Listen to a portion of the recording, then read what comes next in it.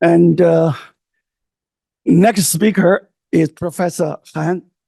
Professor Han is famous on his research on Zhou and others. His title is Yijing and Whitehead. Please.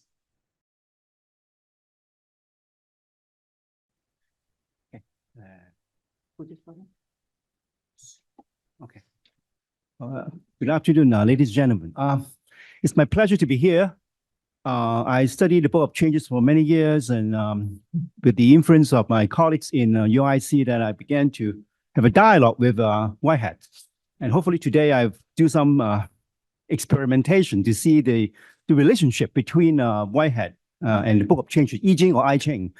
The talk itself is an extension of what Guo Haipeng discussed in the morning about this possible parallel between Whitehead process cosmology and Book of Changes.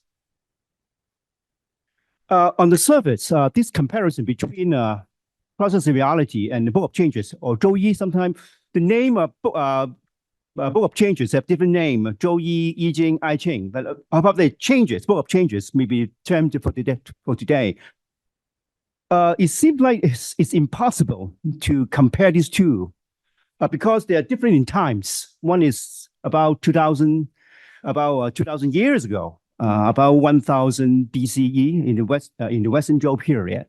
And then, of course, Process of Reality published in 1929. So this is a tremendous time difference.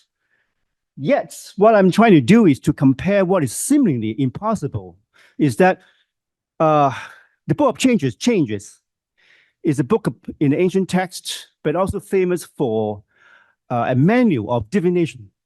In other words, it is considered to be superstitious. It's about transcendental, even transnatural forces to come to us for help.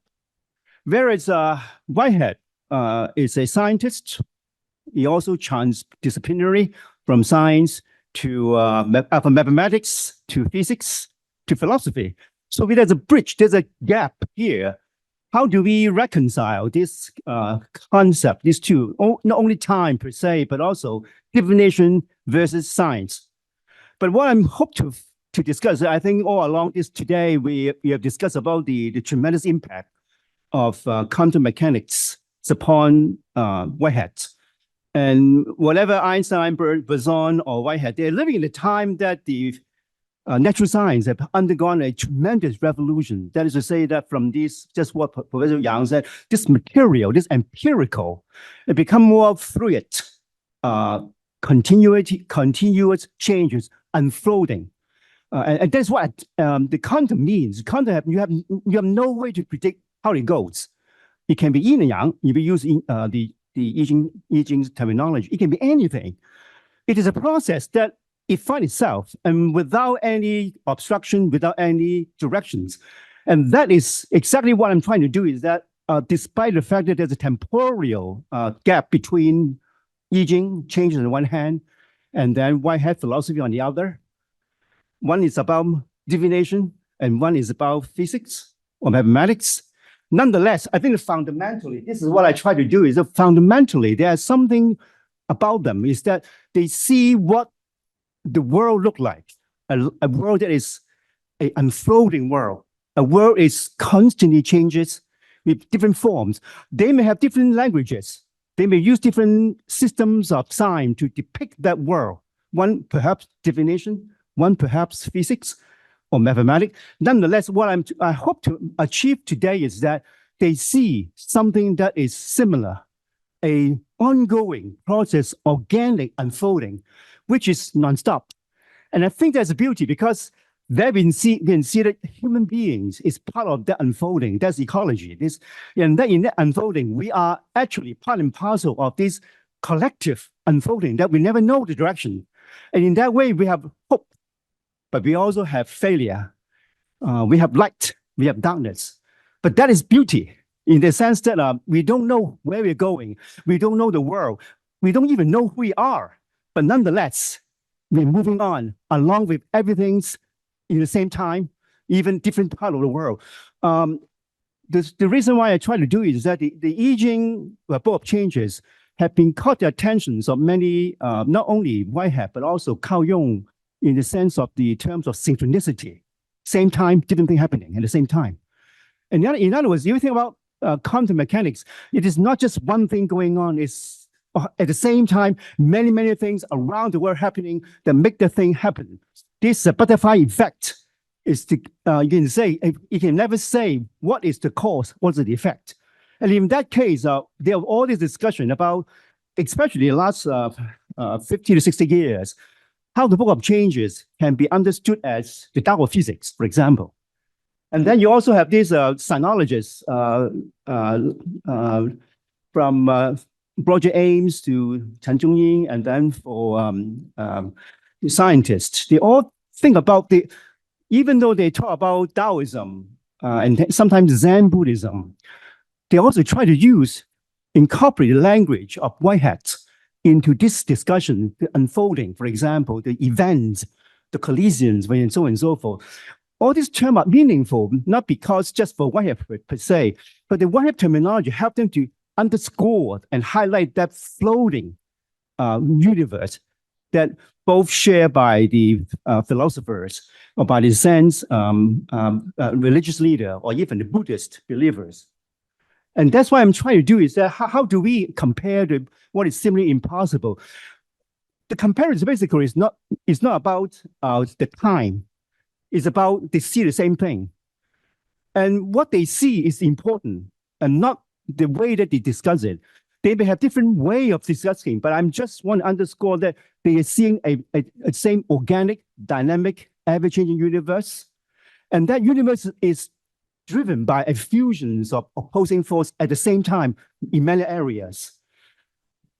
What they try to do is, I think, underscore one point: the world is uncertain. I think the principal uncertainty perhaps is something that the both sides, the Yijing and also the Whitehead, discuss. There is no one way to see the world. The world is always full of diversity, plurality, and thereby make it uncertain. For quantum mechanics, you have the two revolutions.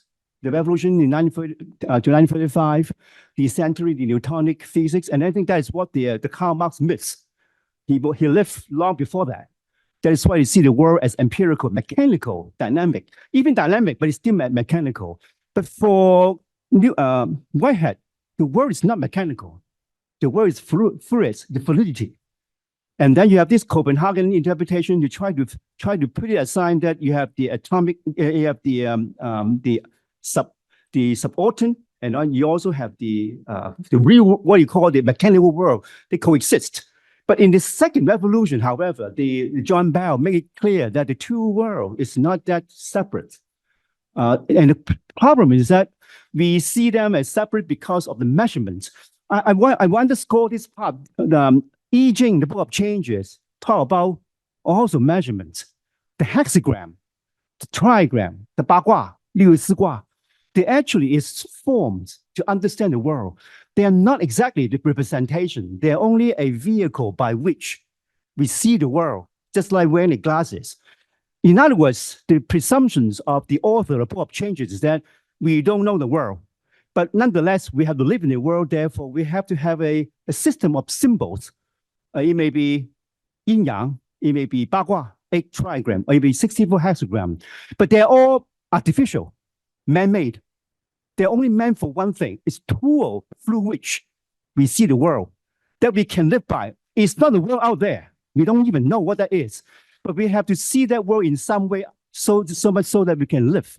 And that is the tool, the measurements. And in the quantum mechanics, we know that all the measurement is misleading because you have superposition. When you get in, you see that thing, but that thing already gone.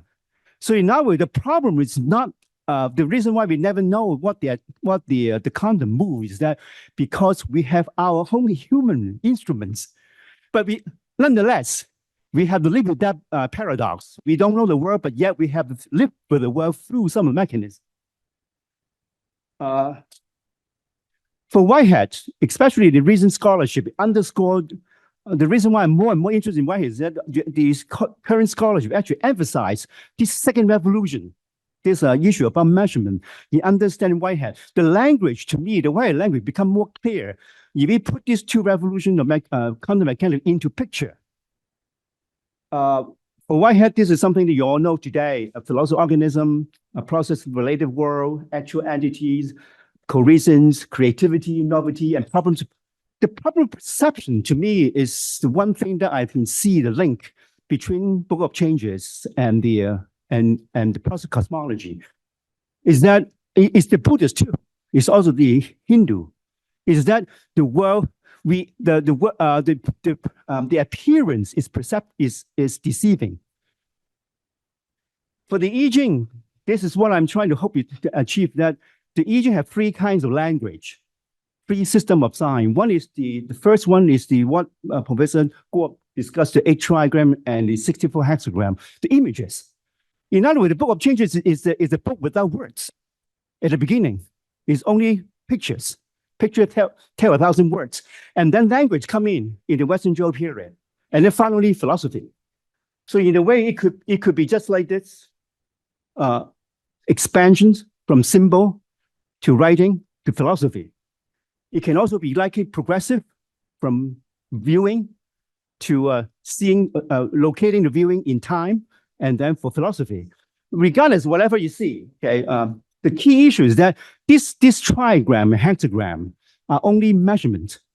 In other words, they're only tools. You can discard them as long as you understand the floating. The reason why there's a lot of explanation why it's trigram and hexagram, but the key point is that no matter you use trigram or hexagram, they're moving. In other words, there's no symbol, it's static. And then you have these six lines, and the 6 lines are supposed to move. Like the Qian, this is Professor Guo this morning, this Qian Gua, 6 dragon, bottom, second, third, fourth, fifth, and sixth. All of them are kind of dragons.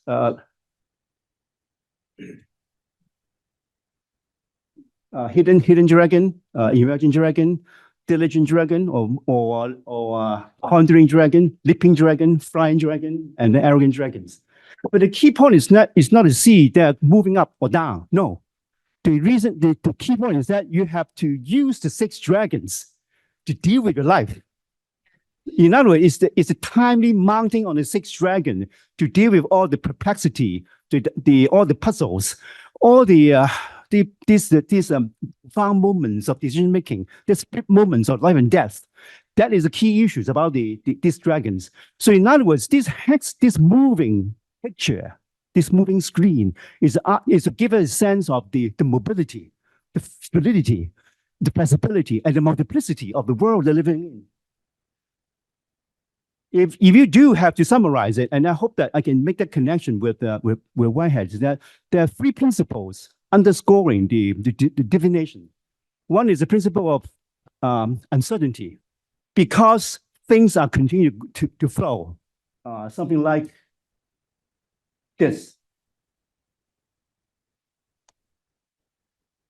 The wave. I think the only thing to say is the wave. Because the wave is a dynamic force without beginning, without end. It ebb and flow. And the wave also come in the way that you can only participate in one moment and then be part of it. In other words, the only way to handle the wave is to serve it, okay, along with it. Okay? And I think the wave also tell us that we are part of the whole too. So in other words, the one and many, part and whole, all the issue about Platonic philosophy is not relevant to wave. Part is whole. The one is many. Because I think Whitehead has said it well. The one always a part of the whole, and also make the whole better. It's something like Mary Teresa say, it's only a drop in the ocean, but the ocean would not be the same without that drop. So in other words, the key point about the divination is that we are the person who make the decision ultimately. So in other words, even though we are limited and we don't know the world, nonetheless, we have to make decision to live on. So the human agency, that is the second principle that I hope is about we understand our human finitude. But ultimately, it's not to overcome the finitude, it's to accept the finitude so much so that we can do our best to live. So ultimately, it's the principle of human agency. the Book of Changes, I think like Whitehead too, is also about hope in a limited or hopeless situation. It's about how to make our life better in a time that is somewhat like despair. The Book of Changes is about divination. Is always situated at times of major changes by the Western Zhou period. There's a lot of tension, tenacity, and all this tension actually is also push us to become better. So overcoming our limited, not overcome a limitation, but accept it and move on is the whole principle about our human agency. At the end of the day, this is Yijing language that is summarily what can correlate with the Whitehead, like potentiality and indetermination. That is indetermination is a key term for quantum mechanics. But in the Yijing is that it's the yin and yang that you have to remember the curve and the circle of the yin and yang, and also the yin in yang and the yang in yin that make this move. And that I think is a key issue. That everything is fuzzy, but yet because of fuzziness, you have this tension, and the tension move the world. And then you have the creativities. And then you have each hexagram have its line, and the line actually relate to each other. So relationship is important. And sometimes it's horizontal, sometimes it's vertical, sometimes even if no time, you don't know where it is, it's a synchronicity.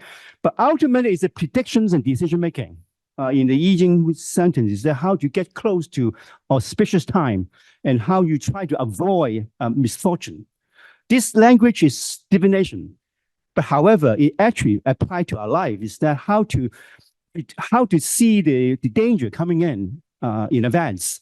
And in that way, you position yourself well in order to avoid that. In other words, we all have problems, but how to limit the impact of the problems upon you is a key issue to live a life. Ultimately, I think I will end with this. I'm not saying that Whitehead and the Yijing are the same. They're actually fundamentally different in the language. Particularly, one is about divination, the morality of decision making, and also practice of divinations. The Book of Changes it teaches you about how to practice divinations using the yarrow stalks, or sometimes now using the free coins. I don't think Whitehead will promote that. Nonetheless, they share the same idea about uncertainty and indetermination. It is that we accept the differences, but at the same time see the fundamental commonality in understanding this floating world of what we are in humankind. This is my last line. Okay, thank you for listening.